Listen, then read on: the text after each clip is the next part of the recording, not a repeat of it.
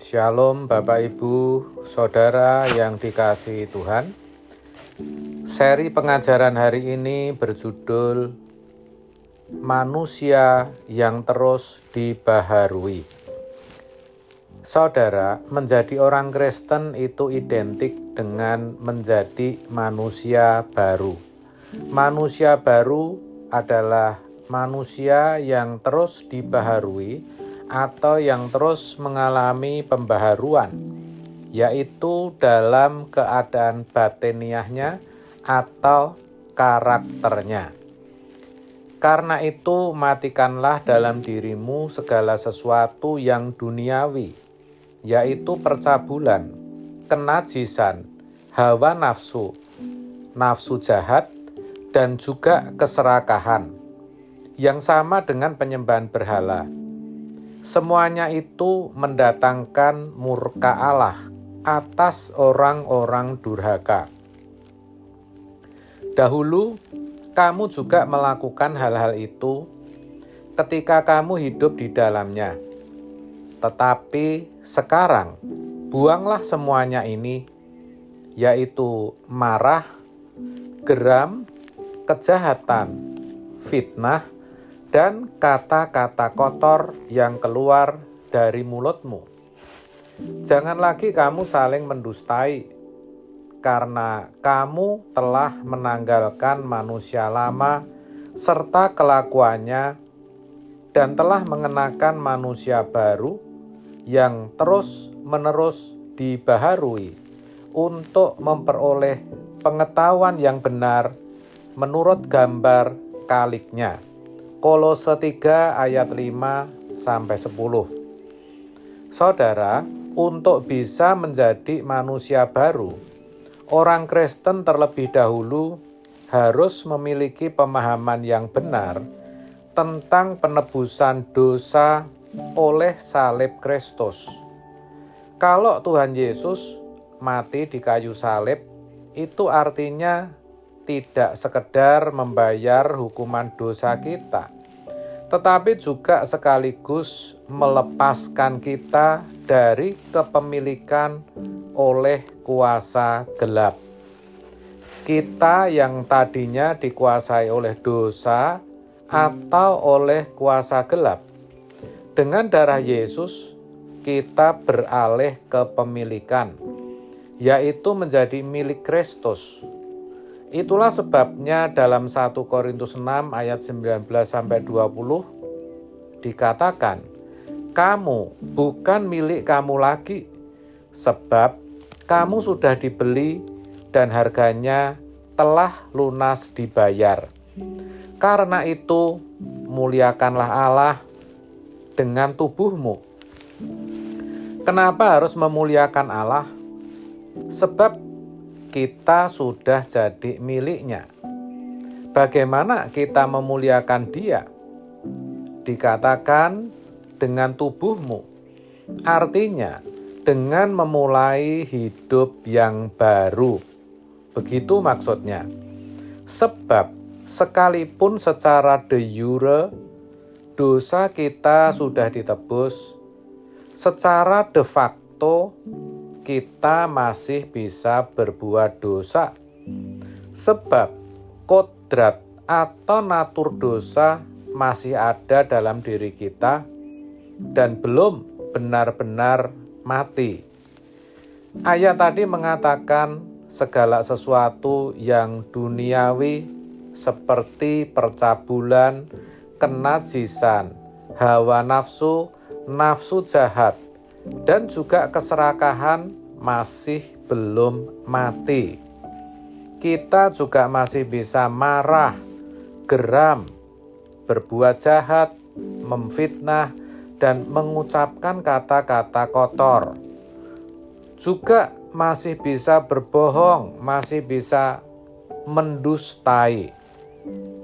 Semua itu mendatangkan murka Allah dan menjadikan kita belum bisa benar-benar dimiliki oleh Allah.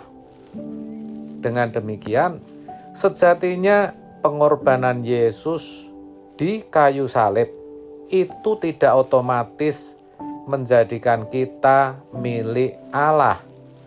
Artinya, ketika kita menjadi orang Kristen, bukan seketika itu juga menjadi milik Allah. Sebaliknya, ketika kita percaya kepada Tuhan Yesus dan menjadi orang Kristen, kita harus memiliki kesadaran penuh. Saya ulang, kita harus memiliki kesadaran penuh untuk memulai hidup yang baru, yaitu hidup bersama Tuhan Yesus.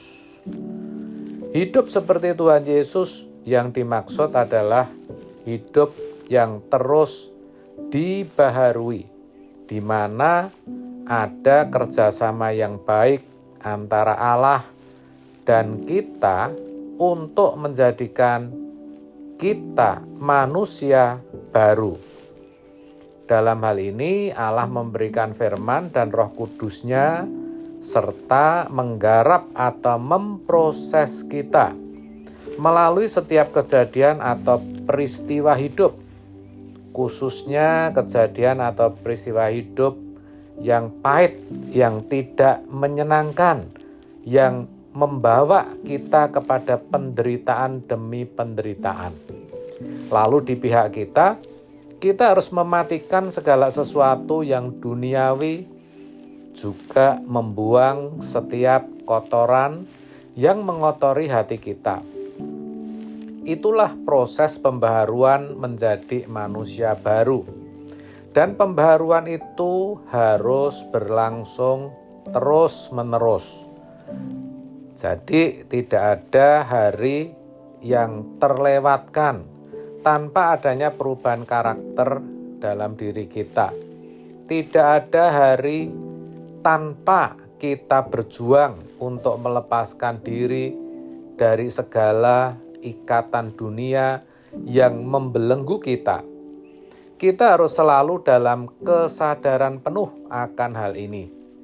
Dengan demikian, semakin hari kita akan semakin sesuai dengan rancangan Allah semula. Karakter kita akan semakin serupa Yesus. Seperti ayat di atas tadi mengatakan, sampai kita memperoleh pengetahuan yang benar menurut gambar kaliknya. Sayang sekali banyak orang Kristen yang sudah merasa puas ketika sudah dipandang baik oleh orang di sekitarnya. Apalagi kalau sudah mengalami keberhasilan hidup versi dunia, lalu merasa rajin ke gereja menjadi aktivis atau pendeta. Terus merasa sudah menjadi manusia baru, merasa sudah mengenal Allah, dan yang lebih parah, sudah merasa paling benar. Apa benar demikian? Tentu tidak, saudara. Sebab untuk menjadi manusia baru, itu prosesnya seumur hidup kita dan harganya segenap hidup kita. Segenap hidup artinya tidak ada hari yang kita lewatkan tanpa kita berjuang untuk semakin sempurna seperti Bapa atau serupa dengan Yesus. Dan kalau kita mau jujur, sebenarnya masih saja ada kemelesetan-kemelesetan yang kita lakukan. Bahkan sekalipun kita pendeta, bahkan pendeta dengan karunia-karunia yang luar biasa. Oleh sebab itu, saudara, mari kita sadari bahwa kita memiliki tanggung jawab untuk menjadi manusia baru. Kita sadari kalau sebutan manusia baru itu belum benar-benar menjadikan kita baru, kecuali kita mau terus mengalami pembaharuan melalui firman, Roh Kudus, serta penggarapan Allah. Amin. Tuhan Yesus memberkati.